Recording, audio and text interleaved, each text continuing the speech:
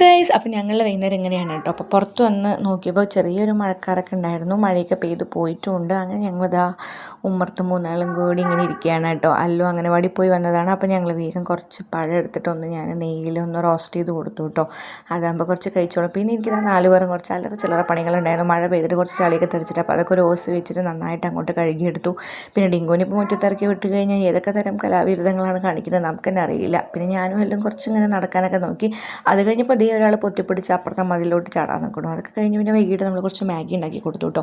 Maggi ഉണ്ടാക്കി കഴിഞ്ഞാൽ പിള്ളേർക്ക് എന്തോരം ഇഷ്ടമാണ്. പ്രത്യേകിച്ച് ഡിങ്കുവിന് വേറെ ഒന്നും കൊടുത്താലും വായ തുറക്കാത്തപ്പോൾ മാഗി കൊടുക്കുമ്പോൾ ഞം ഞം ഞം ഞം പറഞ്ഞാൽ എന്തൊരു സ്പീഡിലാണ് കഴിക്കുന്നത്. പിന്നെ രാത്രിക്കുള്ള മുട്ടക്കറി ഉണ്ടാക്കാനുള്ള മുട്ട പുഴുങ്ങാൻ വെച്ചു. ഇതാ കറി ഉണ്ടാക്കി ആകെ അലങ്കോലമായി കിടക്കുകയാണ് നമ്മുടെ അടുക്കള. വേറെ നല്ല പുട്ടൊക്കെയാണ് ഉണ്ടാക്കണത്. പിന്നെ വൃത്തികേടായില്ലെങ്കിലേ ഉള്ളൂ അത്ഭുതം. അങ്ങനെ പുട്ടും മുട്ടക്കറിയൊക്കെ രാത്രിക്കുള്ളൊക്കെ സെറ്റാക്കി അങ്ങനെ കിച്ചണൊക്കെ ഒതുക്കി നീറ്റാക്കി.